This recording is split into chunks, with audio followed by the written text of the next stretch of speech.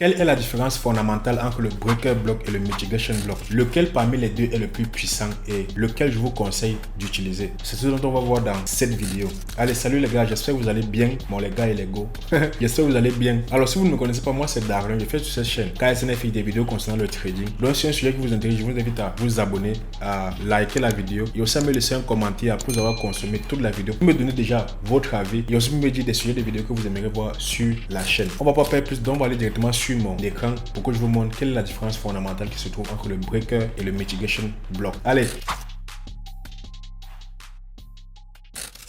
Et je vais vous faire une présentation complète des deux différents concepts, donc le breaker et le mitigation block. Le breaker block, nous avons un breaker block baissier et un breaker block haussier. Déjà, je pense que vous connaissez déjà c'est quoi déjà un order block. Parce qu'avant de comprendre les mitigation et les breaker block, il faut déjà savoir c'est quoi un order block. Et comme vous le savez, un order block c'est juste un bloc d'ordre où les gens vont venir racheter ou alors vendre le prix. Très simple, ce sont des zones de supply et de demand.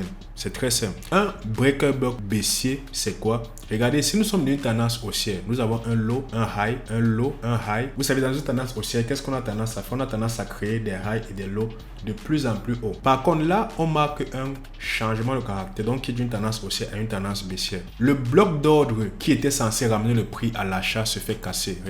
Regardez à ce niveau. Ce bloc d'ordre ici, après la cassure de ce récent high, était censé ramener le prix à la hausse comme ceci. Mais ce n'est pas ce qui s'est passé. Ce qui s'est passé par contre, c'est quoi? C'est que ce bloc d'ordre ici s'est fait casser et ensuite c'est sur lui qu'on est venu réagir par la suite pour aller vers la baisse. Exactement ça. Un breaker block baissier, c'est le dernier buy, vous voyez, c'est le dernier order block qui était censé racheter le prix et qui lui-même se fait casser, vous voyez.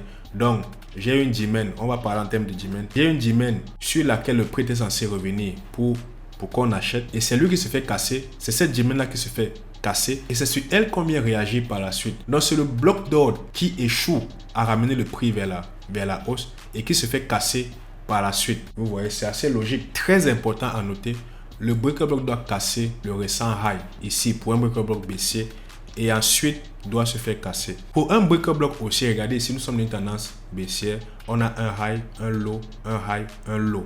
Qu'est-ce qu'on a par la suite? Changement de caractère. Le bloc qui casse ce low se fait casser par la suite. C'est lui le breaker block. Donc supposez que je n'avais pas encore cette hausse. Donc je n'avais pas encore la hausse qu'on a ici et que nous étions juste avec cette cassure ici. Vous avez tracé votre zone de bloc, de votre zone de supply. Ensuite, cette zone de supply se fait casser. La zone de supply n'a pas réagi. Elle s'est fait casser. C'est good. Maintenant, la zone de supply se fait casser.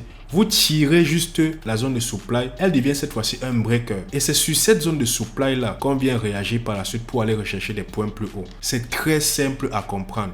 Dans le mitigation block, c'est quoi? Regardez, nous sommes dans une tendance haussière. Pareil, un peu comme le breaker block. Nous sommes dans une tendance haussière, le prix réagit. Ici, le prix vient réagir sur un bloc d'ordre à ce niveau ici. Lorsque le prix réagit, on aura tendance à s'attendre à une nouvelle cassure. Vous voyez, à une nouvelle cassure du récent high à ce niveau. Mais par contre, ce n'est pas ce qui se passe. Ce qu'on a plutôt, c'est quoi? C'est une réaction. Ensuite, le prix échoue à casser. Le prix échoue à casser le récent high et se fait casser. C'est sur lui qu'on vient réagir pour aller vers la suite. C'est lui qu'on appelle le mitigation block. Donc le mitigation block en fait c'est quoi? C'est une zone qui échoue à prendre le récent high et qui se fait casser par la suite. C'est très simple. Mitigation block, bloc d'ordre qui échoue à prendre le récent high et qui se fait casser par la suite. C'est tout. Par contre, le breaker block, qu'est-ce qu'il fait? Il prend le récent high et se fait casser. Le mitigation block échoue à prendre le récent high et se fait casser. Pareil pour un mitigation block haussier, on a ceci, high, low, high, low, high. On échoue à créer un nouveau low.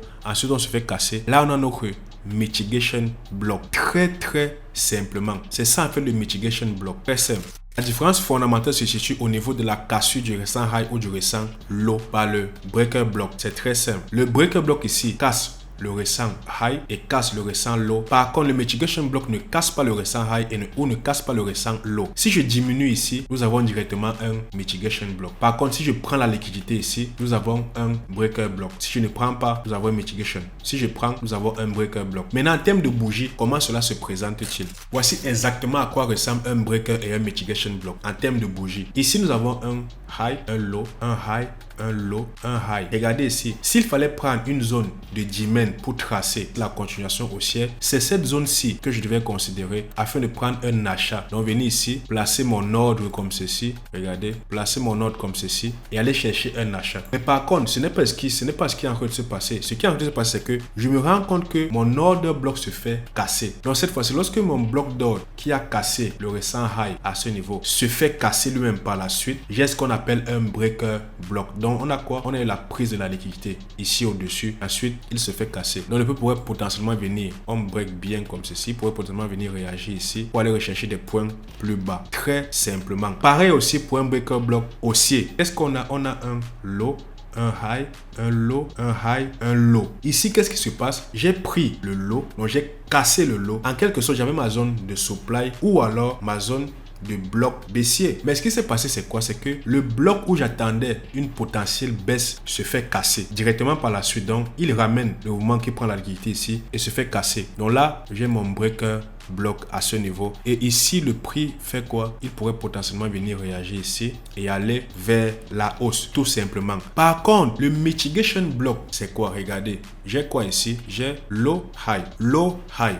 Low, on s'attend à quoi? À une création de nouveau high. Mais ce n'est pas ce qui se passe. Ce qui se passe par contre, c'est quoi? On réagit sur le bloc qu'on avait ici. On réagit, on échoue à prendre. Vous voyez ici, j'ai mis la croix. On échoue à prendre la liquidité et on break. Et là, j'ai mon mitigation block. Pareil encore en dessous, on a un low, un high, un low, un high. On s'attend potentiellement à la création de nouveau low. Mais là, par contre, on échoue à créer le nouveau low et on ne récupère pas la liquidité qui se trouve en dessous de ce low ici. Et le bloc se fait cassé. Donc le bloc qui échoue à ramener la prise de la liquidité ou échoue à ramener la création d'un nouveau lot se fait casser par la suite et c'est lui le mitigation block. Vous avez vu ici, si on avait encore eu une bougie ici qui prenait ce high et avant on avait encore la cassure, là on aurait parlé de breaker block. Pareil ici, si la bougie ici s'élargit jusqu'ici, cette fois-ci on parle de breaker block. Donc on a ça, le bloc prend la liquidité et ensuite se fait casser. Là, on parle de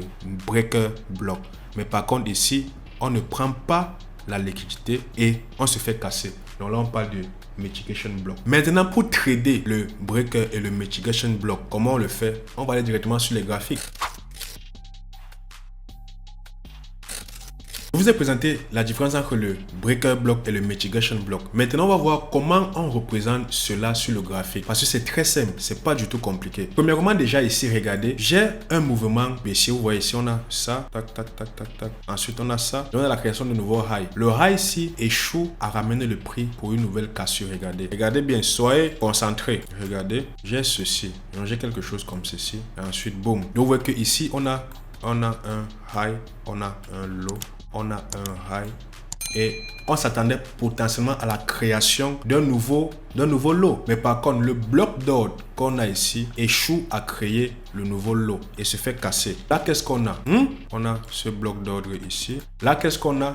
On a un mitigation block. C'est très simple. Pourquoi? Parce que le bloc d'ordre ici échoue à ramener le prix à la baisse et ensuite se fait casser par la suite. Totalement. Et une chose que je dois préciser, c'est quoi? Vous pourrez utiliser les breakers et mitigation block pour pouvoir trader directement sur de grosses zones, donc aller déterminer une zone H4, un breaker H4, un breaker daily, ou alors vous pourrez les utiliser comme zone de confirmation d'entrée. Ça veut dire quoi concrètement? Ça veut dire que si vous avez une zone H4 daily, comme je le montre à toutes mes vidéos, vous avez une zone de supply H4 et une zone de supply en daily, vous pourrez aller avoir vos confirmations en utilisant uniquement le breaker ou en utilisant uniquement le mitigation block. Ça dépendra entièrement de vous. Donc les utiliser comme zone pour trader directement ou alors les utiliser comme zone de confirmation d'entrée. Donc réaction sur une zone de supply, j'attends mon breaker block et j'entre directement en position. Ou alors j'identifie une structure en H4, j'ai un breaker block et j'entre uniquement comme je pourrais entrer sur une zone de supply H4 directement. Donc j'entre directement sur mon breaker ou sur mon mitigation block. Donc voilà les deux façons que vous pouvez utiliser le breaker ou le mitigation block. Une chose que je tiens à préciser, c'est que pour trader le breaker et le mitigation block, il faudrait absolument qu'il y ait de l'imbalance qui vient après en fait pour pouvoir montrer au prix que ok, cette zone est encore pertinente pour pouvoir revenir. Comme par exemple sur cette zone, vous voyez le mitigation block ici, on a de l'imbalance, vous voyez ici, on a de l'imbalance ici. Donc le prix pourrait potentiellement revenir comme il est revenu là à ce niveau. Donc ce qu'on fait, c'est quoi? Je place ma position ici, ici et je vais venir me positionner, je vais venir me protéger quelque part. C'est vrai que ça fait un très gros SL.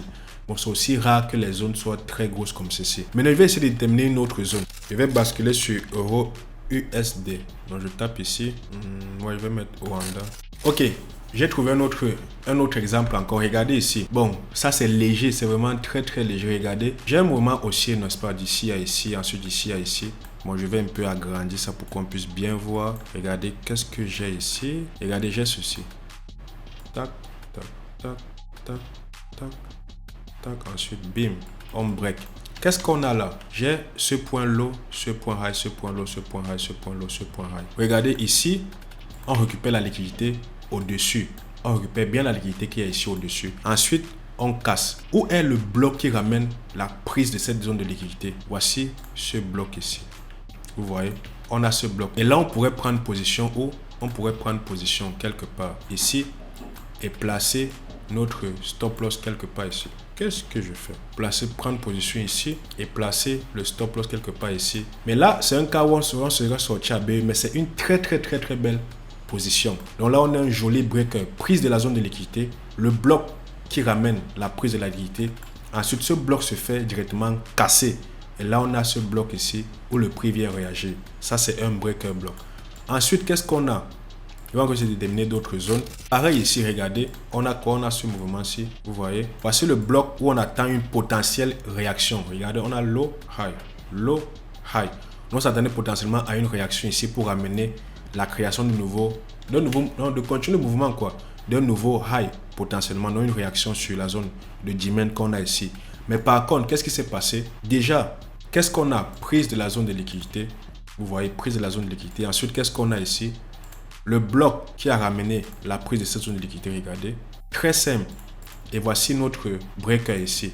Si je coupe à ce niveau, regardez, vous voyez, j'ai ceci. Vous voyez que lorsque j'ai une zone comme ceci, c'est vrai qu'il fallait absolument, si on avait une bonne in-balance, donc si on avait quelque chose qui s'étirait encore bien comme ceci, ça aurait été une très belle réaction. Mais jusque là, c'est toujours un très joli trade. Pourquoi? Parce que j'ai le dernier bloc qui ramène la prise et qui se fait casser directement par la suite. Donc c'est lui qui devient notre zone. Et si on attend encore d'autres confirmations, on peut potentiellement prendre un trade ici et aller rechercher des points plus bas. Vous voyez que là on revient et là on réagit simplement. C'est très simple. Donc voilà encore une nouvelle position. Je vais encore essayer de trouver un autre exemple là, très rapide pour vous montrer. Des exemples comme s'il y en a partout. Donc c'est à vous d'éduquer vos yeux à voir tous ces trades là en fait. Pareil encore, je viens encore de trouver un autre exemple. Ici on a quoi? Regardez, j'ai ceci, tac, tac, tac, tac, tac, tac, tac. Boum, on casse le lot. Le bloc d'ordre qui se trouve ici se trouve où? On a ceci ici, où l'inbalance vient d'être à côté. Bon, je vais d'abord couper. Je viens ici, je coupe ici. Vous voyez, j'ai ceci.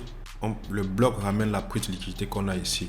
Ensuite, j'ai de l'imbalance ici. Et la chance qu'on a ici pour ce cas, c'est que ça conflit avec un autre bloc pertinent qu'on a ici. Vous voyez, là, je peux directement me positionner sur le breaker ici, placer mon stop loss quelque part ici et je m'en vais target des zones plus basses. Et là, vous voyez, le prix vient réagir sur le breaker ici et ensuite va vers la baisse. C'est très simple. Donc, comme je l'ai dit, vous pourrez trouver des systèmes d'entrée en utilisant uniquement les breaker blocks comme en utilisant uniquement les mitigation blocks. Donc, ça dépendra entièrement de vous. Et comme je l'ai dit, il y a des breakers et des mitigation blocks partout. Je ne vais pas m'étaler à aller regarder tous les breakers, tous les mitigation blocks. Mais l'essentiel pour moi, c'était que vous puissiez comprendre exactement c'est quoi la différence fondamentale entre le mitigation block et le breaker block. Maintenant, la question est de savoir, ok, parmi les deux, quel est l'idéal à trader?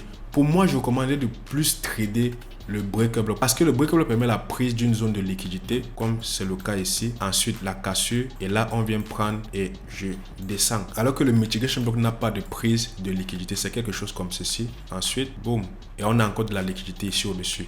Donc moi j'aurais privilégié le breaker block. C'est la raison pour laquelle moi je trade la plupart du temps lorsque je vais trader l'un parmi les deux, je trade uniquement le breaker block. Mais faites vos systèmes de backtester. Essayez de regarder, ok, parmi les deux, quel est le meilleur, quel marche le plus entre le breaker et le mitigation block. Parmi les deux, bon, qu'est-ce qui fonctionne le mieux? C'est à vous de faire votre propre choix. C'est pas à moi de vous dicter un choix quelconque, non. Donc faites vos backtests, essayez de voir, ok, parmi les deux, quel est le meilleur, qu'est-ce qui réussit le plus. Backtester déjà en regardant en fonction des zones. Est-ce que c'est mieux de trader les break et mitigation block directement sur les zones H4, H1, M15, daily et autres, ou alors c'est mieux de les trader en termes de confirmation d'entrée. Donc lorsqu'on réagit sur un bloc ou alors sur un order block supply et demand, est-ce que c'est mieux de les juger en termes de confirmation? Donc si on réagit sur une supply en H4 ou alors sur un order block H4, on bascule en M15, on attend le breaker ou le mitigation block. Est-ce que c'est mieux de le trader dans ce genre de configuration ou alors c'est mieux de le trader sans confirmation et juste en déterminant la structure de marché et l'utiliser comme zone d'entrée, comme on aurait utilisé un order block H4 daily, juste pour entrer sur des gros time frames simplement. Donc c'est à vous de faire votre propre choix. Et si vous voulez une vidéo détaillée entièrement sur chacun de ces deux concepts, j'ai eu à faire une vidéo sur le breaker block et une vidéo sur le mitigation block séparés, où vous allez avoir de plus en plus d'exemples, vous allez avoir plus d'exemples pratiques. Moi je voulais pas que cette vidéo soit très longue, je voulais juste vous montrer la différence entre les deux et quelle est ma préférence à moi pour pouvoir trader sur le breaker block. N'hésitez pas à me dire en commentaire ce que vous avez pensé de cette vidéo. N'hésitez pas à liker, de vous abonner, à partager la vidéo et aussi à me dire en commentaire si vous avez d'autres sujets de vidéos que vous aimeriez voir sur la chaîne. Allez, moi je vous dis à plus pour la prochaine vidéo. Passez une excellente soirée ou journée en fonction de l'heure à laquelle vous regardez cette vidéo. Allez, peace!